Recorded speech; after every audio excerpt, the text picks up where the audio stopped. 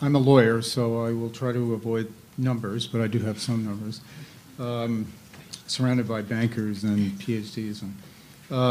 I've had the privilege of living in Hong Kong for too long, so long that I don't even mention the number of years, but maybe longer than Richard, but it's close. And I would say a couple of things about Hong Kong. It is, I agree with Ron Arculli, it's basically the people. The people are great, are really fantastic. And he mentioned some of the crises. Hong Kong goes through not only the world crises, but a few of its own. I think he listed some of the joint declaration and Tiananmen and whatever. And the handover, and of course the readjustment to the handover to China, which when people were considering that, and I was asked to give a speech to a Harvard Business School short course graduating class, and the question then was similar to the one today. You know, would Hong Kong change after 1997? And will there be challenges? Well, clearly the answer was yes. I think on both counts, Hong Kong has changed, and it's done remarkably well, but there clearly have been some issues. But let me just talk a little bit about, apart from the amazing people represented by some of the Columbia alumni like Edith and Lawrence, and who I had the pleasure of working with and knowing for a long time. I mean, they're pretty special people. And just one thing on the character. Everybody knows that Hong Kong people work hard, and like frankly the overseas Chinese in general, and I am part of an overseas Chinese family, so I know some of the challenges. My wife, for example, lived in Brazil at one point. But anyway, the structural, I mean, you do have to give credit to a certain extent to the British legacy. I do this reluctantly because I was a part of a former colony and actually lived in Singapore and Hong Kong. Vietnam was a French colony, so I can't blame the British for that. But basically, the Brits did leave a pretty interesting system, which I guess, I don't know whether I had some charts, but anyway. Are they behind? Somebody operating it? There's some of the next, maybe the next. The podium. So, here you go. Oh, I get to do this? Oh, okay. Okay, now obviously some of this is pretty obvious, but the fact is that the system, which was painstakingly negotiated during the Joint Declaration and the Basic Law by a lot of people, I actually was an advisor, which was pretty strange to have an international lawyer being an advisor. Not that I did much, but just the idea that there was an international advisor was pretty interesting. And Merritt is actually an advisor to CIC, which I think shows that China continues to be open to, well, not in my case, but in her case, wise advice. So this system, this basic law, most of you know, has actually worked quite well. And I would say as a lawyer, one of the unique characteristics of Hong Kong, and I say unique because I don't think it actually happens anywhere else in Asia, if you think about it, and I say this as an international lawyer. Hong Kong is one of the few places where you have a strong, independent judiciary and a court system where you can actually go to court and enforce contracts. And if you think about it, even India, which has a similar British legal system, the investors like us, you will never go to court. You get good contracts, but the last place you want to go is court, because of course, in my age, I would never finish it, but even some of the younger people. But of course, that system is good in terms of contract integrity and whatever, and they're very professional. But Hong Kong is quite unique. It's Singapore, it's good, but I won't, you all know that Singapore can, you have to be on the right side, basically. Hopefully no Singaporeans here. But that basic law, that integrity of the judicial system is held up fairly well. And that's a big thing. And I think it's not in China, in spite of all the heroic efforts of a lot of lawyers. China, unfortunately, I think it's fair to say that dispute resolution and contracts not what it should be in terms of solving problems. I think mostly it's done through relationships, and that's one of the big problems that we find in China, and I think a lot of people have. The other thing is the system which actually Hong Kong came to quite late, which was 1975. I first came here, by the way, in 1969. I hate to date myself. And frankly, Hong Kong at that time, although it was beautiful and a vibrant colony, was pretty boring because there was no China. I mean, China sold cheap vegetables and gave some water, but it didn't, it hadn't opened up, so it was pretty boring. But, and at that time, I was working with the State Department, so I was working with the police in Vietnam, and we always thought the Hong Kong police were fantastic until we discovered that they were actually corrupt. And, the ICAC came in, and I think the ICAC has been very, very successful. There are obviously, Frank can maybe take a slightly different or more nuanced view, but it's basically been very successful. And again, in China, corruption is a serious issue. The Communist Party leaders have done an amazing job, but I think one of their biggest issues is corruption. Maybe I can just go on to the next thing. I just want to highlight a few points. Obviously, the geography, Hong Kong's in the most exciting part of the world, half the world's population.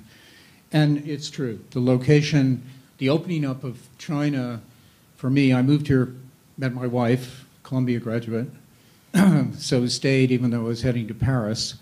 And I think that, I would have been reluctant to stay in Hong Kong over the long term had China not opened up with Deng Xiaoping doing this, opening the capital, capitalism with Chinese or socialism or whatever it is, but allowing Hong Kong to continue with its essentially its capital system, private ownership, and all that. So definitely being a dynamic city with a slightly an unusual system is very clever for Hong Kong and has worked. So we owe that to a lot of people, but certainly Deng Xiaoping. And that continues to be true. Clearly, I also, but you see from my bio, worked on the listing committee of the stock exchange for 6 years, which was incredibly exciting. It was a period when the Chinese companies were listing, and again, people like Lawrence Fox, later Ron Arculli. It was a very challenging exercise and very exciting, again, mostly because of Chinese companies. The second board, the GEM board, was not successful. I still would be nice if Hong Kong could attract some technology companies. That, the timing of that GEM board coincided with the collapse of technology generally. Hasn't really recovered, a few exceptions. Alibaba, Tencent, actually not from the GEM board, but Tom.com I think is one of the few that's. Now that still I think has potential, but the Hong Kong investors are too shrewd to waste time on technology. So all that's going to NASDAQ. That's another story, which I will get to in a minute. But anyway, so clearly a dynamic region, and Ron Arculli and Lawrence are doing a lot of hard work trying to attract other companies including Russian, Italian, and whatever else, mining companies. Again, the structure is quite good. Personally, I think it's very important for the unique system of the stock exchange, which has this independent group of 28 people, mostly independent, to continue to keep an eye on the regulatory balance, which is challenging. The advantages, I think you can see, are pretty significant when you look at the rest of the region, and let me just highlight some of them. Again, I think as a lawyer, I would say the rule of law is a very, very critical thing, and I take some satisfaction in the fact that I came here as an international lawyer to Asia after Columbia, Vietnam, and there were no foreign lawyers, basically. In fact, Singapore had 4. They kicked out the other 3. I survived. Then we came out here. The Law Society tried to kick us all out. Now, if you look at the lawyers, the number of international law firms in Hong Kong is pretty staggering. Almost all the big firms are here. And not everybody likes lawyers, but they do make a contribution. I think clearly the rule of law is something which is highlighted every time people talk about the strength of Hong Kong. And that includes, of course, the civil service.